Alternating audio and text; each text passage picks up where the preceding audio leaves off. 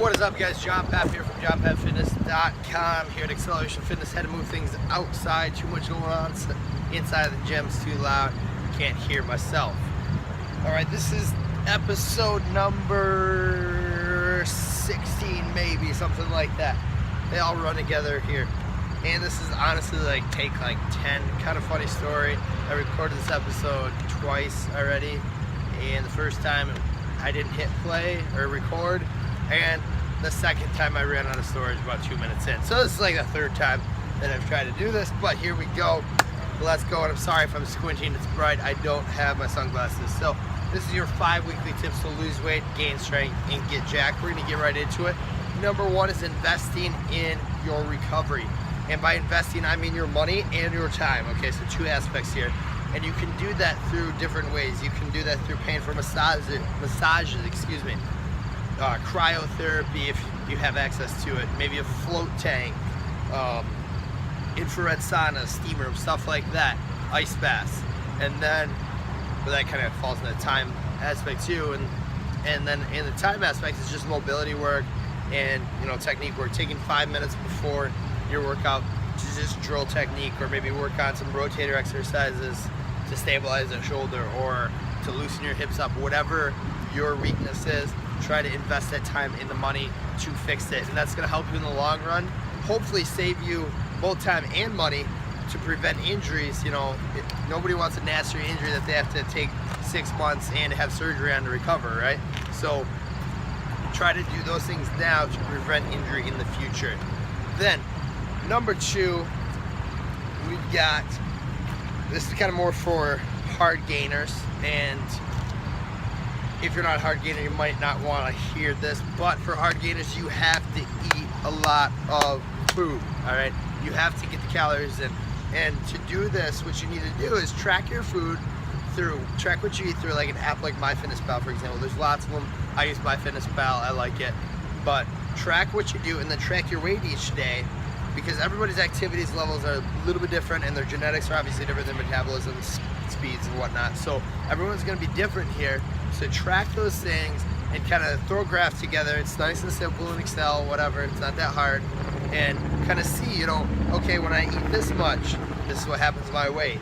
It either maintains, drops, or lower, or raises. When I eat maybe a little bit more, what happens? When I up my carbs, when I up my fats, when I up my protein, when I drop those, can I get away with it and not lose weight, right? So everybody's got to kind of find and experiment where that perfect spot is for you, because everybody's gonna be a little bit different, all right? Just like training, everyone has to kind of develop their own program, pulling from here, pulling from there to see what works for them.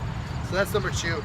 Number three, kind of going back to the recovery thing, is using active recovery workouts. And what I mean by an active recovery workout is it's a light workout, that kind of just, the main focus is to just keep moving, and just so you're not sitting around all day on your rest day or off day, complaining of how sore you are and just making you more sore because you're just sitting around. So, or prolonging, not making you more sore, but prolonging that soreness. So one thing to do there is avoid heavy eccentrics. So the eccentric portion of a movement is the lengthening of the muscle fibers. So say the bottom portion of squat. So you're going down in a squat, that's the eccentric portion. Concentric is coming up. And when that eccentric portion, there's a lot more tissue damage that occurs, and that can lead to more muscle soreness. So if you stay with concentric only, then you're a lot better off. You'll get blood to the area, but you won't have as much tissue damage or much at all. And then you can kind of help speed the recovery process. So for example, sleds are a great way for the lower body to kind of recover. So one thing that I do is Monday I train lower body heavy, Sunday I do, then Monday is upper body, then by Tuesday I'm still really sore, so especially hamstrings. So what I'll do is come in and just push sleds and do a little conditioning work and then ab work, but the main focus of it is the sleds, or pulling the sleds, that works too, like a reverse drag, but there's all different variations you can do.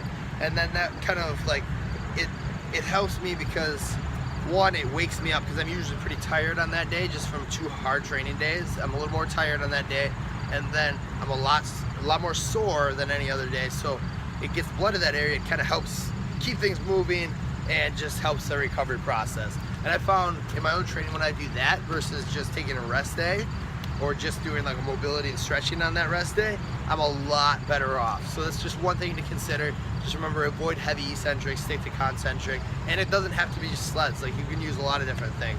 Just play with it. And obviously upper body is the same thing, just do a body weight workout, whatever. So that was number 3. Now moving on to number 4, training of the abs and posterior chain. So as I go in my own training and the athletes and just general population that we have here in Acceleration, the more I notice, the more we train the core, the abs, and the posterior chain, the better off they are. So let's first go back what I mean by abs. I don't just mean the superficial 6-pack abs here, rectus abdominis. I mean everything here, right?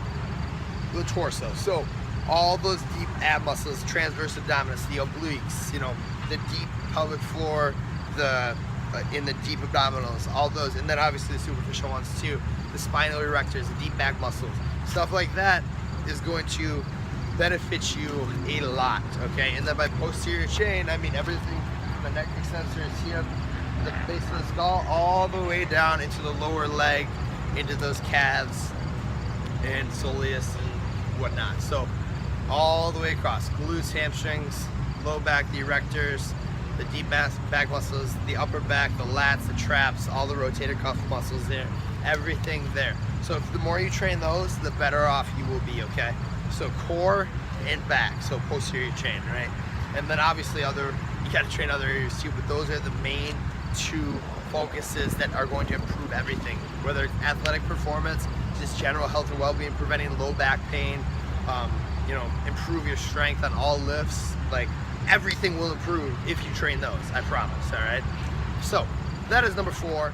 Then number 5, I think I say this every week, but train intensely, guys. You have to train intensely. I can't say that enough. It drives me nuts. People come into the gym and they just kind of go about their business, just, you know, 80%, 85.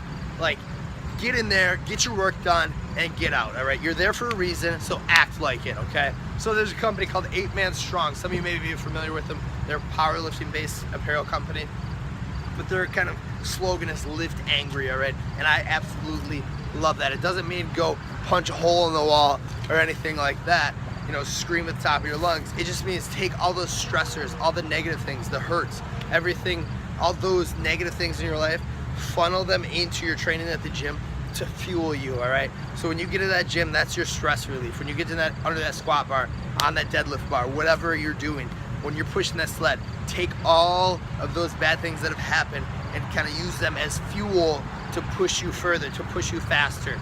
You know, it's gonna be a great stress relief mentally, but then obviously you're gonna get more physically out of it. And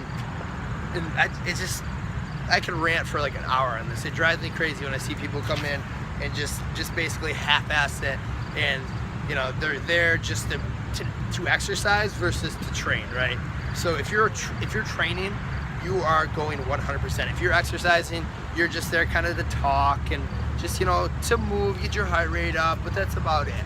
Now, I'm not saying everybody has to go crazy, you know, 100% intensity all the time. No one should do that all the time. There's gonna be days where you have to back off a bit, but most times, get in there, train intensely, get your stuff done, get your ass in gear, all right? So that is what I got for you this week, episode 16 or something like that. My boy Andrew Zeiger, his brother Nick Zeiger, NZ Fit, he'll be coming at you here hopefully in a couple weeks. We're gonna have some roadblocks with that special episode that I've been talking about, but it is on its way, I promise you that. It's gonna be really special when it comes, so be on the lookout for that. Follow me on the social media, Jape-Pap on the Snapchats, on the Instagrams, at John Pap Fitness. Facebook just got that page back up and running, hadn't done much with it, but it's up, back and running, John Pap Fitness. And then of course John Pap Fitness on YouTube. Please hit subscribe, like, whatever you gotta do. I really appreciate it, guys. I make these videos to help people, so let me know if these help you or if I'm just wasting my time. So that is it, guys. John Pap signing out. I've never said that, but signing out. All right, chase it, guys.